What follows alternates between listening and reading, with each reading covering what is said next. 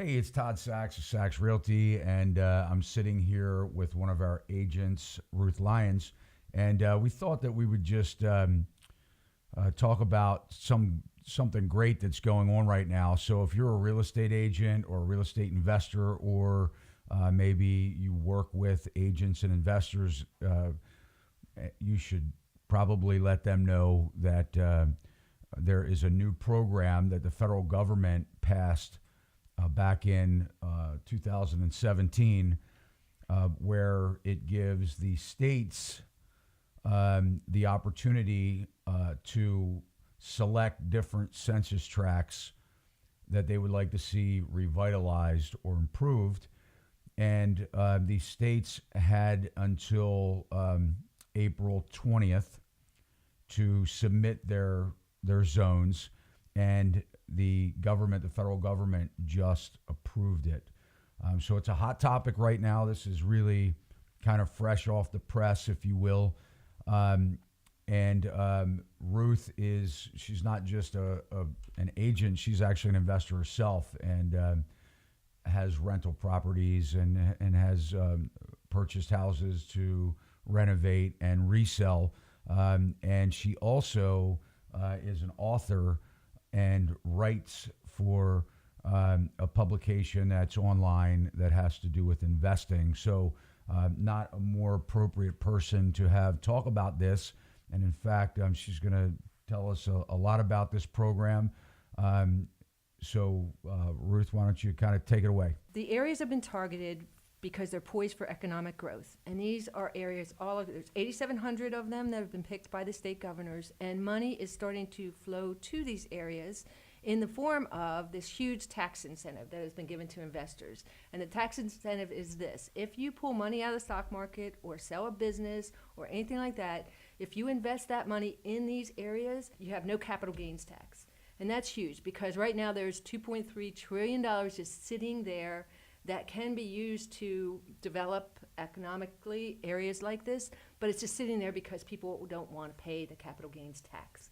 So there's some major funds that are getting in on this. EJF Capital has set aside $500 million to invest in these opportunity zones. And then OPZ Capital in DC has soft circled $50 million. So there's a lot of big money from hedge funds and institutional investors that's going to flow to these areas.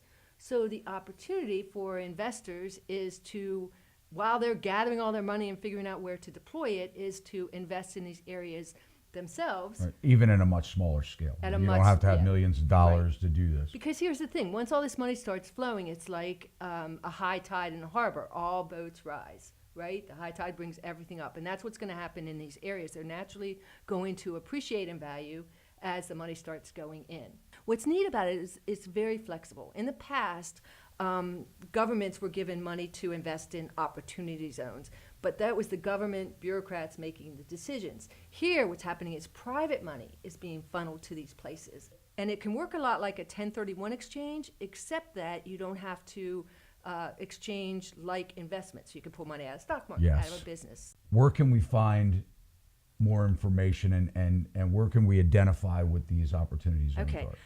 There has been a map of the entire there's 8,700 of them nationwide, and there's a map of the whole country with these zones pointed out, and you can find that on wweig.org/opportunity zones. Additionally, there has been reports done on each of these areas where you can go and get a detailed report on the population demographics, the business insights, the transportation access, all that on these individual opportunity zones is all there for download, and that's at www.opportunityzonesinfo.org. So let's talk a little bit about the timeline. So these are areas that you can invest in right now? Right now, yes, you can right now. The final right now it's proposed as far as they're still working on some of the gray areas of the legislation, but from the mouth of the U.S. Treasury guy, it's only going to get more flexible, not more stringent. So now is the time, and I would recommend now is really the time for the small investor before the big money starts flooding these places. It's interesting because there's so many people that can benefit from this. The rehabbers, because these properties do need renovation. You can buy land and build it from scratch, which is probably what the large money, institutional money is going to want to do. They're going to want to tear down and build from scratch. But even single-family homes in this area, if you want to renovate them, the price is going to go up. You can resell them. Now, the maximum benefit for this program is if you hold it for 10 years. So the government doesn't want people to just go in, make a lot of money, and leave. This is economic development. So if you hold it for 10 years, the capital gains tax is completely forgiven. And you can buy it up until December of 2026. Once you have the property, you have 31 months to renovate it. Okay. So there's a lot of flexibility in there. So you don't have to like jump on the first thing you see.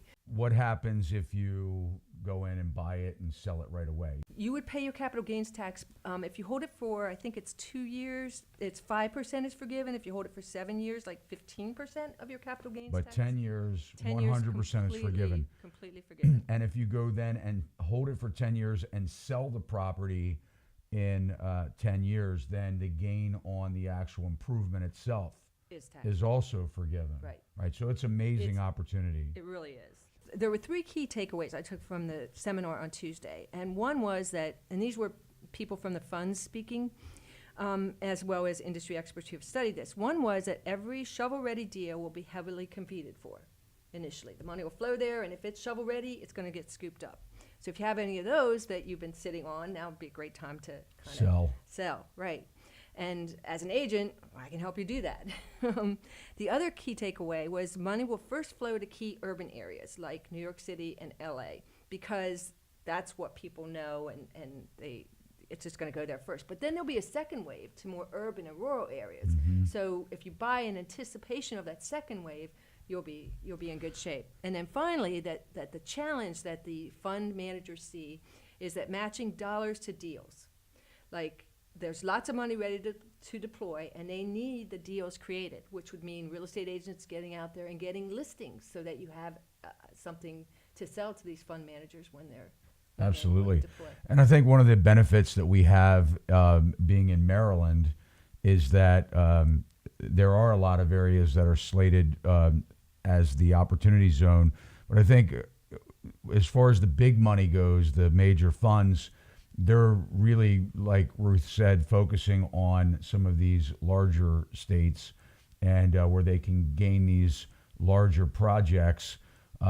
So for the investor that doesn't have 50 million, maybe that has 200,000, I think the opportunity here in Maryland is huge. The opportunity zones in Maryland have been identified. There's one in Elk Ridge in Howard County, in Baltimore County, Owings Mills, and Essex and Middle River are some of them. There's also spotted ones other places, but those seem to be the big 3 areas.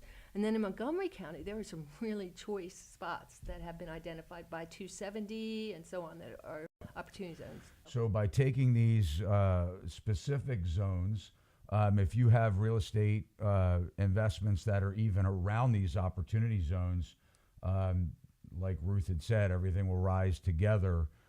So even if this opportunity zone, these areas aren't exactly where you end up investing, being close to them will really benefit. Well, and that's a good point, because the rules by the U.S. Treasury are only 70% of the money has to be invested in these opportunity zones.